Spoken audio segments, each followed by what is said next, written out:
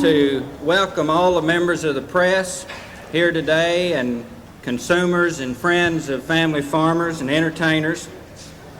I'm David Center, National Director of the American Agriculture Movement, and this is a wonderful day in my life to see this kind of support for farmers.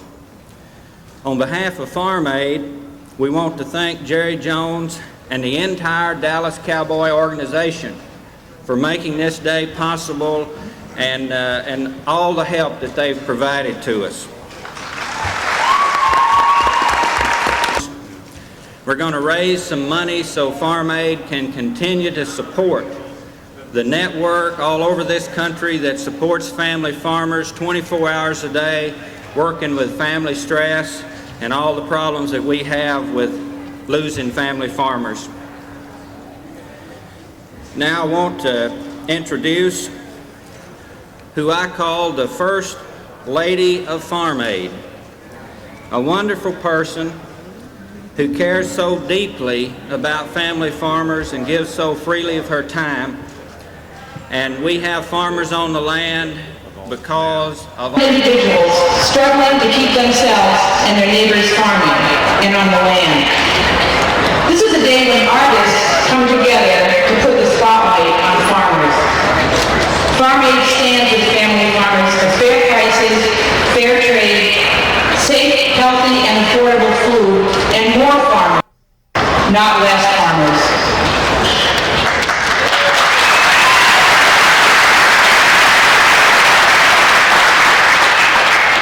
This year, people in the cities are feeling what farmers have been experiencing for years.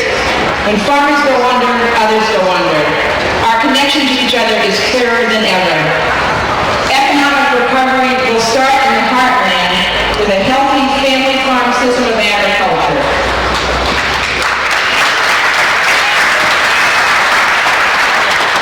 When farmers work the land, jobs are created across America.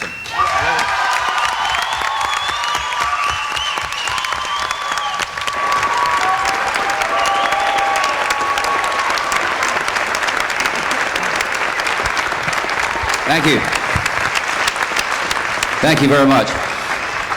I'm glad to be here for Farm Aid 5, and I hope you are too. Thank you for coming. We need all of you out there. We need everybody's help to educate the American people on how important it is to keep the family farmer on the land. It's the belief, my belief, and the belief of a lot of people in this country is that the whole economic problem that we're having now started back when the first family farmer had to leave because he couldn't make a living. And once he left, these figures are correct. When 5 farmers lose their farms, one business in that area goes under. So when the farmer goes, so goes all agricultural labor connected with him, such as the farm implements, the banks, the hospitals, everything goes. So this has happened. Since 1937, when we had 8 million farmers, now in 1950 we had 6 million, down we're less than 2 million, losing 2,000 a week. And we have to reverse that trend. There's a direct connection to when the farmers went under until last week or the week before last when General Motors went under. So we have to tie it all together and reverse the trend and make it possible for young people to go back to the land and make a living. And that's what we're here today for, is to educate everybody in America and try to get everybody to realize that it's important we save the family farmer.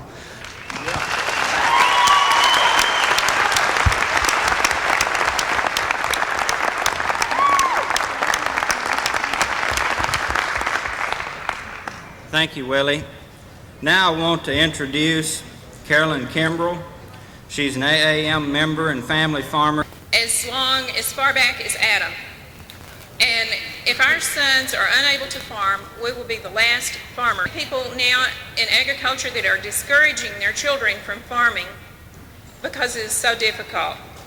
Grandsons to have the opportunity to grow up with their dad teaching them farm-learned values the way he has learned.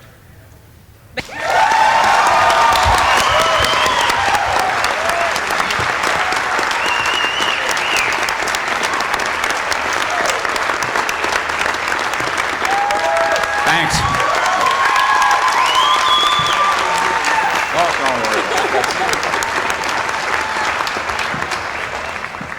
Well, everybody said just about everything that you could say. being at the end of the line here. Tracy, I don't know what you're going to say at all, but because I'm going to use everything else up that I can think of.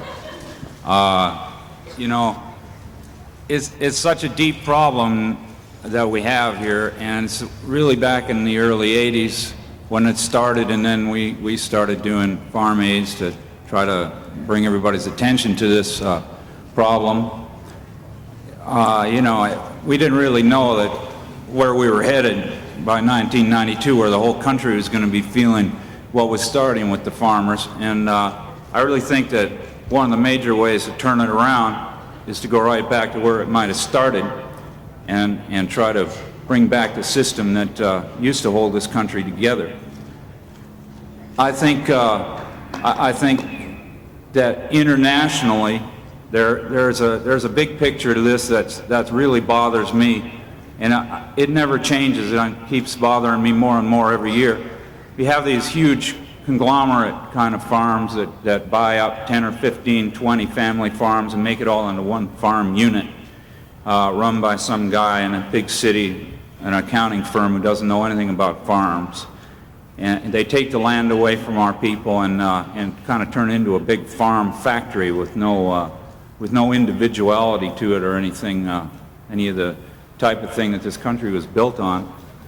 And the politicians do this in the guise of America being a good guy, and it's going to feed the world and save all the third world countries from poverty. And this is a bunch of crap, as far as I'm concerned. The reason, it's not just a word, there's a reason I feel that way. When we take away our own farmers' jobs and we make this food and we subsidize the farmers so there's no reality to what's going on, you know, you get paid whether you grow it or not, and everything it's not real anymore, there's no parity. And then we sell this food to other countries at a lower price than the farmers in those countries can compete with. So what we do is we spread this disease through the whole world. All these little countries with the little 5-acre farms and young families trying to start out and carry on the tradition that their families had in little countries in South America and Africa and all other parts of the world. We try to move in and sell them cheap food, tell them, go ahead and grow these cash crops and grow tobacco, or grow something we can make something out of, and we'll pay you for it and we'll sell it in America, and that's how it's going to work from now on. And then these people, they start doing this, and they realize that now they can't even afford to buy the food that's coming from America, and they're not making their own food anymore, and they're all going under and ending up going to the cities and sleeping on the streets just like our own farmers.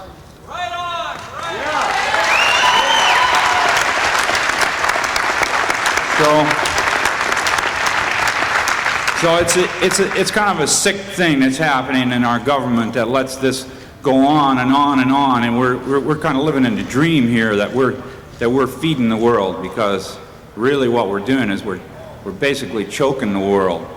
And we're also this is just my opinion, but we're trying to exercise a little control over the world here, where we're the hand that feeds.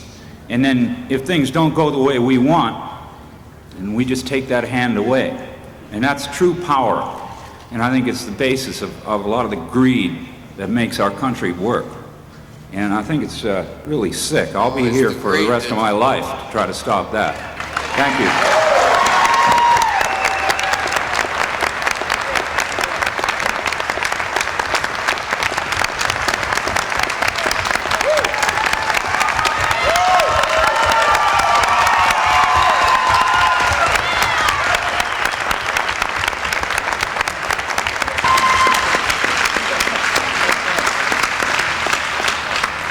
Tracy is an artist who understands hard times. She's a woman with a great voice, a wonderful message, and we're sure glad she's here to help us carry our message today. Thank you. I'm glad to be here as well. When I was asked about doing this, I I wanted to get as much information as I could about Farm Aid and what they do to help people. And I realized in the process that although I was aware of the crisis that farmers face, I wasn't aware of the severity of it. You know, living in urban areas, you're mostly concentrated on the problems of urban populations, and a lot of people don't think about what happens out in rural America. And it seemed that we need to start paying attention to that. We're thinking about the environment, we're thinking about the food we eat, but we're not thinking about the people who make the food that we eat and who keep this environment for us.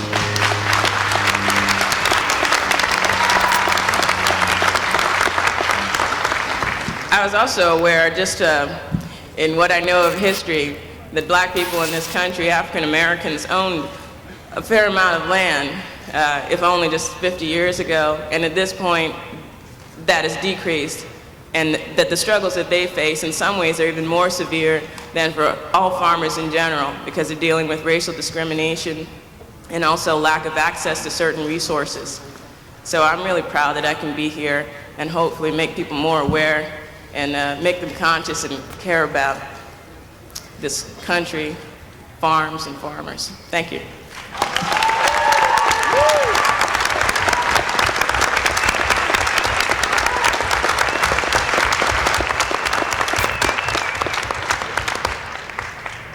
Now, he's been with family farmers since day one. There are a lot of farmers would not be on their farms today.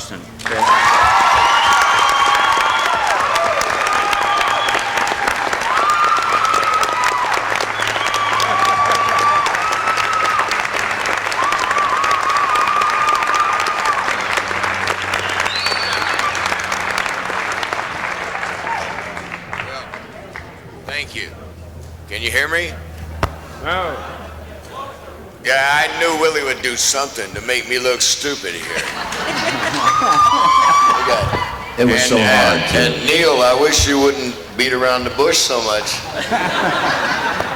Now, what's really encouraging to me about Farm Aid is it's evidence to a couple things to me. One of them is that there are people who realize that we have to, in these 90s, get around to helping one another, or nobody's going to help us, because it's us or nobody.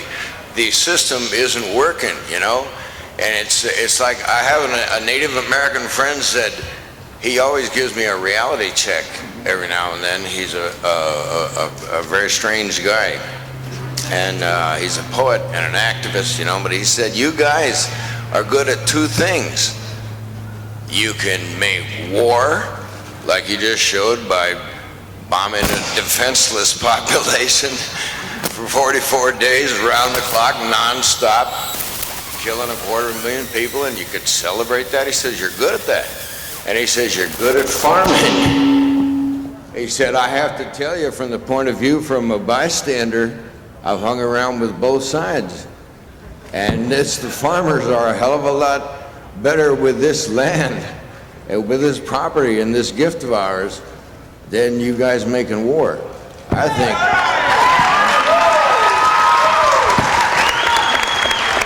And I see also that there's more and more evidence every day that the old boundaries and the old isms and the shit that they tried to get us to believe doesn't count anymore. It's Democrats. I don't care about Democrat, Republican.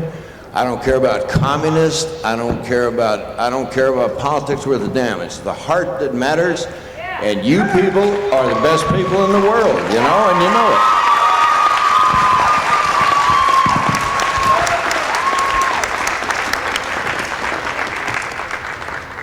Thank you, Kris.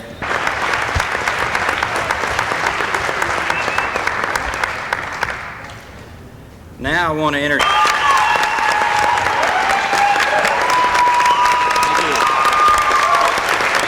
Thank you, sir. Thank you very much. Not only being here, but for putting their reputations, their credibility, more than their celebrity, their reputations. I think the importance of. So we want to say to America, it's still going on. The question is, if a us did tried to send out invitations in one way or another to all the presidential candidates, asking them the question, what will you do for the American family farmer if you are elected? So far, we haven't heard from anybody. Any other questions from members of the press? We're going to take 2 more questions right here. And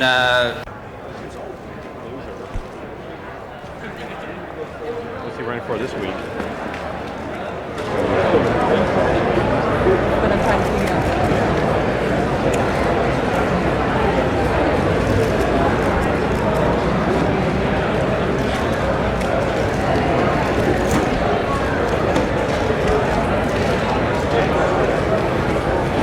Long time in the entertaining end of it, the transportation end of it, every possible part of it. These guys are right there in the middle all the time. How about a nice hand for the Calhoun twins?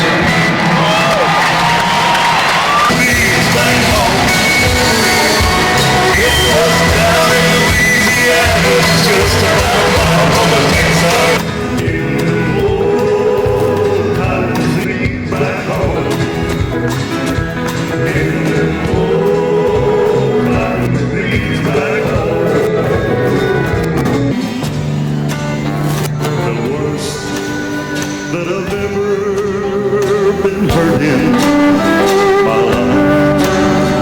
The first time I've ever, when I stopped dreaming, that's when I stopped loving you. Hey, thank y'all very much. And just before we'd like to leave you with this song, we got a friend of ours over here that we play. This is one Kris didn't write. He said we better sound better than we did on that last one, man.